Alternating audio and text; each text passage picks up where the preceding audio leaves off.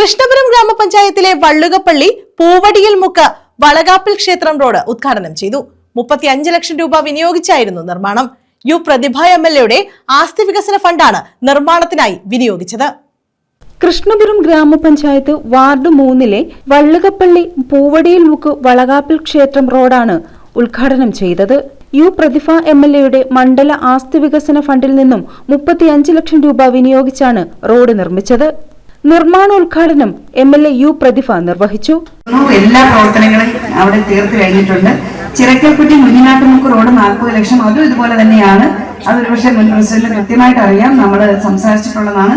40 ലക്ഷം അതും ഇതേപോലാണ്. കാരവെള്ളമുക്ക് പാറക്കൽമുക്ക് കൃഷ്ണപുരം പഞ്ചായത്ത് പരിധിയിൽ വരുന്ന വർക്ക് ഭാഗം, അതും നമ്മുടെ ഭാഗമല്ലേ, 45 ലക്ഷം. അതുകൊണ്ട് ഞാൻ പറയുന്ന കൃഷ്ണപുരം പഞ്ചായത്തിൽ വന്നിരിക്കുന്ന റോഡാണ് ഇപ്പം പറഞ്ഞുകൊണ്ടിരിക്കും. തയ്യൽത്തൊക്കെ ഗവൺമെന്റ് LP സ്കൂളിന്റെ കെട്ടിടം ഭരണാനുമതിയായി നമുക്കിപ്പോ തന്നെ കല്ലിടാൻ പറ്റും. അതിന്റെ TS സ്റ്റേജ് ആയി കഴിഞ്ഞാൽ നമുക്കിപ്പോ തന്നെ കല്ലിട്ട് അതിന്റെ പ്രവർത്തനങ്ങൾ നമുക്ക് ആരംഭിക്കാം. 1 കോടി രൂപയാണ് ഒരു കൊച്ചു സ്കൂളിനാണ് വെച്ചിരിക്കുന്നത്. ഐക്യരത്ന ജംഗ്ഷൻ മുതൽ നെടുങ്കണ്ടത്തിൽ വരെ ഓട നിർമ്മാണം നേരത്തെ ശ്രീദേവി ചേച്ചി മെമ്പർ പറഞ്ഞതാണ്. ഓൾറെഡി അന്ന് ഏറ്റവും വലിയൊരു പ്രശ്നമായിരുന്നു, നമ്മൾ പരിഹരിച്ചു കൊടുത്തിട്ടുണ്ട്.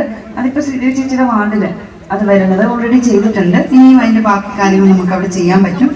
അതുപോലെ വള്ളുകപ്പള്ളി പൂവടിയിൽമുക്ക് റോഡ് ഇത് ഇപ്പൊ നമ്മൾ പൂർത്തീകരിച്ച് സന്തോഷത്തോടെ നിൽക്കുന്നു. അതുപോലെ ഇവിടെ തന്നെ 1-ാം വാർഡില് ഒരു അംഗൻവാടി കെട്ടിടം ഭംഗിയായിട്ട് പൂർത്തീകരിക്കാൻ കഴിഞ്ഞു. 25 ലക്ഷം രൂപ അതും പൂർത്തിയാക്കിയിട്ടുണ്ട്.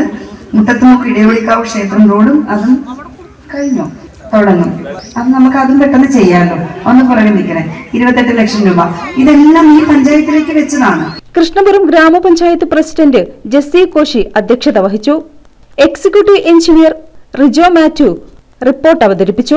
Block panchayat president TS Thaha, ജില്ലാ പഞ്ചായത്ത് ക്ഷേമകാര്യ standing committee chairperson D Ambujakshi teacher, Beena Prasad, Sreehari Kottireth, Swapna Mohan, I Rafeeq, Sreedevi Omanakuttan, Sumitha Sarath, Sabu Vasudevan, Surendran, K Nasar, Murukan, Reshma Suresh, Suhail A, Akshay, Salva Faisal, Shafi Sathar തുടങ്ങിയവർ പങ്കെടുത്തു.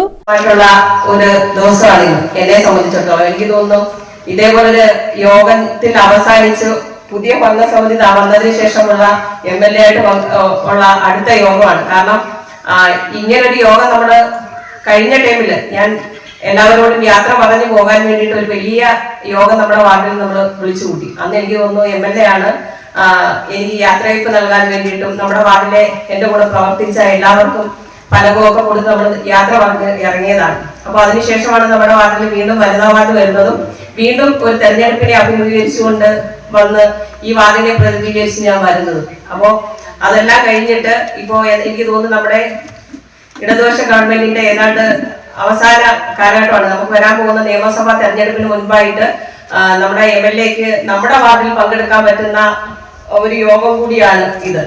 അപ്പോ ഈ ഗവൺമെന്റിന്റെ അവസാന ഘട്ടത്തില് നമ്മുടെ വാർഡിലേക്ക് ഏറ്റവും പ്രധാനപ്പെട്ട ഒരു റോഡ് കൂടി തന്നിട്ടാണ് ഈ കാലഘട്ടം MLA അവസാനിപ്പിച്ച് പോകുന്നത്. News bureau, Kayamkulam.